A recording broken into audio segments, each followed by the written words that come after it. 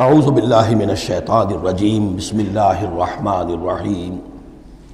اب یہاں قسم کھائی گئی قد افلح من زکاہا وقد خاب من دساہا، جس نے بھی اپنے نفس کو پاک کر لیا وہ کامیاب ہو گیا، اور جس نے اسے مٹی میں دفن کر دیا وہ ناکام ہو گیا۔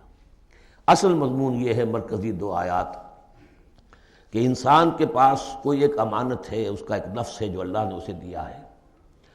اس نفس کو جس نے پاک کر لیا، سنوار لیا، بنا لیا، جس کے لیے ہم مختلف الفاظ استعمال کرتے رہے ہیں، تعمیر سیرت، تعمیر خودی، کریکٹر بلڈنگ، ایک انسان اپنی شخصیت کو بناتا ہے۔ تو جس نے تو صرف بنانا، لیکن اس کے علاوہ پاک کرنا، بنانا اس معنی میں کہ تمام رذائل سے اس کو پاک کیا جائے اور فضائل سے اسے سنوارا جائے، اسے منور کیا جائے، مزین کیا جائے۔ تو جس نے اپنے نفس کو پاک کر لیا، مزین کر لیا، فضائل سے مرصع کر لیا، مسجع کر لیا، وہ کامیاب ہو گیا۔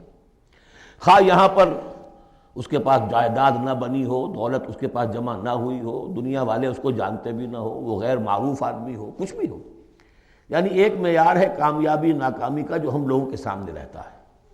کامیاب کون ہے؟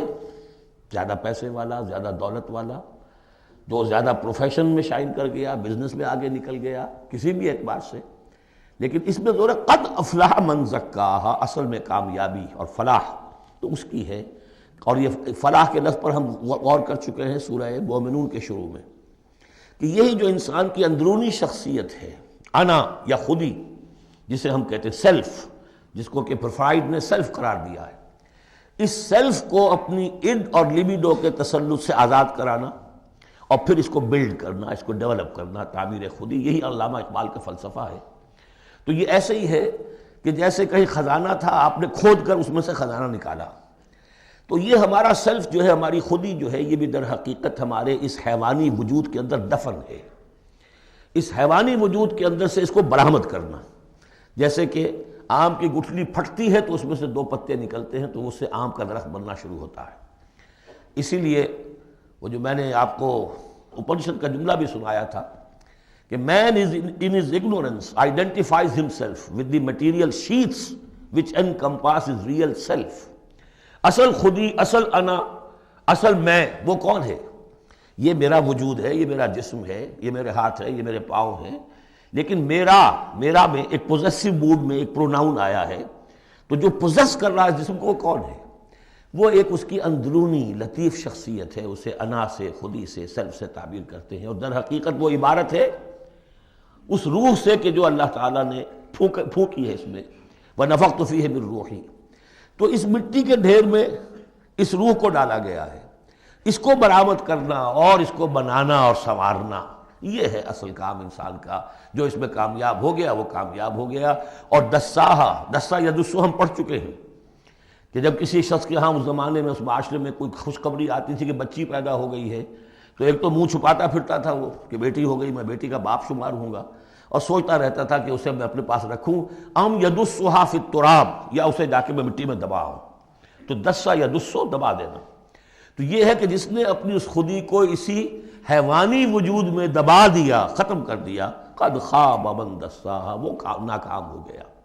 اب اس حقیقت پر ایک تو میں نے آپ کو نوٹ کرایا تھا کل کہ سورۃ الاعلیٰ پڑھتے ہوئے میں نے کہا تھا کہ بعض مضامین جو ہیں جو ان صورتوں میں آ رہے ہیں، وہ سورۃ الاعلیٰ میں ان کی اصل جڑ پڑ چکی ہے، اور اس کی آخری 6 آیتیں جو ہیں وہ کیا ہے؟ قد افلح من تزکا وذکر اسم ربہ فصلی بل تؤثرون الحیاۃ الدنیا والآخرۃ خیر وابقی ان ھذا لفی الصحف الاولی صحف ابراہیم وموسیٰ۔ قد افلح من تزکا، جس نے پاکیزگی حاصل کر لی وہ کامیاب ہو گیا۔ یہاں اسے مزید کھولا کہ اس کا برعکس کیا ہے؟ قد افلح من زکاہا وقد خاب من دساہا۔ اس پر گواہیاں لائی گئی ہیں کہ جیسے تمہیں پوری اس کائنات میں تضادات نظر آتے ہیں، رات ہے، دن بھی ہے، آسمان ہے بلند، زمین ہے پست، بالکل اسی طریقے سے انسان کا معاملہ بھی یہ ہے کہ اگرچہ ویسے تو شکل و صورت میں سب تقریباً ایک جیسے انسان ہیں، ہیومن بینگز ہیں، لیکن دو مختلف قسم کے راستوں پر یہ چل رہے ہیں۔ ایک راستہ وہ ہے کہ یہی حیوانی نفسانی خواہشات اور اسی کے اندر پوری زندگی جو ہے گزار دی، اور اپنے اس اصل روح ربانی کو، اپنی اصل امانت الہیہ کو دبا دیا، گویا کہ چلتے پھرتی قبر بن گئے اس کے لیے۔ حیوان انسان چل رہا ہے لیکن وہ انسان جو ہے وہ روحانی وجود اس کا وہ اس کے اندر دفن ہو چکا ہے۔ تو قد خواب من دساہا قد افلح من زکاہا، اس پر یہ ساری قسمیں کھائی گئیں۔ سورج ہے تو اس کے ساتھ چاند ہے، دن ہے تو اس کے ساتھ رات ہے، اسی طریقے سے آسمان ہے تو اس کے ساتھ زمین ہے۔ اور یہ جو نفس انسانی ہے اسے اللہ نے بڑا سنوارا ہے، بنایا ہے۔ اس نفس کے اندر بھی ایک ودیت کر دیا ہے نیکی اور بدی کا شعور۔ یہاں لفظ روح نہیں آیا، نوٹ کر لیجئے اسے، وَنَفْسٍ وَمَا سَوَّاهَا، یعنی جو یہ نفس انسانی ہے اس کے اندر بھی ایولیوشن ہوئی ہے۔ یہ نفس جو ہے اِڈ یا لیبیڈو، یہ گدھے میں بھی ہے، کتے میں بھی ہے، گھوڑے میں بھی ہے، شمپنزی میں بھی ہے، لیکن یہ سارا نفس کا بھی تو ایولیوشن ہوا ہے۔ اس ایولیوشن کا مرتبہ آیا ہے انسان میں آ کر، وہ یہ ہے کہ انسان میں اس کے اندر ایک حس پیدا ہو گئی ہے، مورل سینس، کہ کچھ چیزوں کو وہ سمجھتا ہے کہ یہ بری ہیں، کچھ چیزیں اچھی ہیں۔ اور یہ اتنا یونیورسل کانسیپٹ ہے کہ جس کو یوں سمجھیے کہ جس معاشرے میں جائیے سچ بولنا اچھا ہے، جھوٹ بولنا برا ہے۔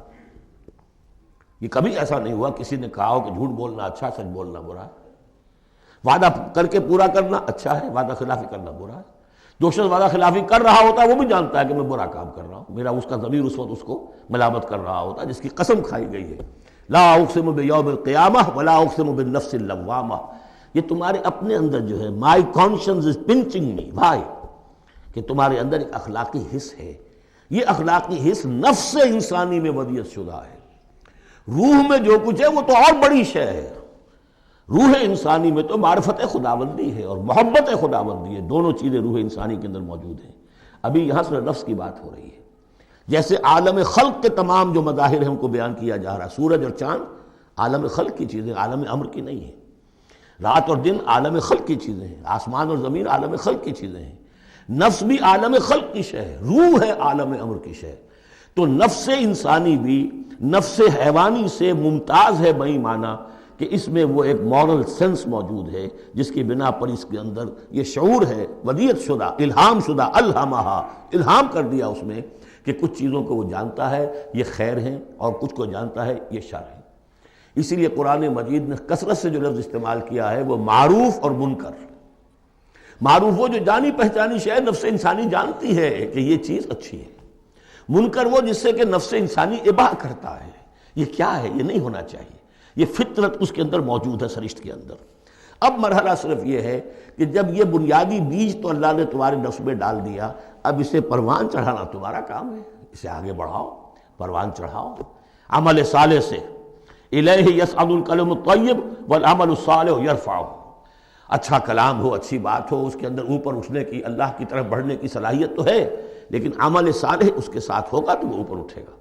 تو یہ جو بھی پوٹینشل ہے انسانی فطرت کا، تو قد افلح، جس نے وہ محنت کی، مشقت کی، اس نے اپنی اس اصل انسانی شخصیت کو برآمد کیا، اس مٹی کے ڈھیر میں سے بنایا، اسے ایک بڑا درخت بنا دیا، تناور درخت بنا دیا جس میں وہ پھل لگے ہیں جو ہم سورہ تغابن میں پڑھ رہے ہیں، وہ کامیاب ہو گیا۔ اور جس نے اس کو دبائے رکھا، وہ مٹی ہی کی زندگی میں اور جو جسمانی وجود ہے اسی کے تقاضوں کو پورا کرنے میں لگا رہا، وہ غائب ہو گیا، ناس۔ اب اس کے بعد یہ کہ یہ معاملہ جس طرح انڈیویجولز کا ہوتا ہے ایسے ہی کسی معاشرے کا بھی ہوتا ہے۔ معاشرے میں بھی کچھ لوگ ہوتے ہیں کہ جو خیر کی طرف بلانے والے، کچھ ہوتے ہیں کہ جو بدی کی طرف بلانے والے، جس طریقے سے فرد کے اندر موجود ہے اسی طریقے سے پھر اس کے اندر بھی اگر ایک قوم کا اجتماعی ضمیر جو ہے وہ زندہ رہے اور امر بالمعروف نہی عن المنکر کا فریضہ وہاں سر انجام دیا جاتا رہے تو معاشرے کی خیر ہوگی۔ اور اگر اخلاقی حس بحیثیت مجموعی اس درجے کمزور ہو جائے کہ قوم کا اجتماعی ضمیر مردہ ہو جائے اور پھر اسے حس ہی نہ رہے، وائے ناکامی متائے کارواں جاتا رہا، کارواں کے دل سے احساس زیاں جاتا رہا، وہ احساس ہی نہ رہے اجتماعی سطح پر کہ یہ بدی ہے اور یہ برا کام ہے، یہ منکر ہے، تو پھر وہ تباہ ہوتی ہے۔ اس کی ایک مثال دی ہے، کذبت ثمود بطغواہا، قوم ثمود نے بھی جھٹلایا تھا اپنی سرکشی کے باوجود۔ اذ انبعث اشقاہا، جب ان کا جو سب سے شقی انسان تھا وہ کھڑا ہوا اور اس نے پھر اونٹنی کو جو اللہ تعالیٰ نے بطور معجزہ دی تھی اس کو اس نے ہلاک کر دیا۔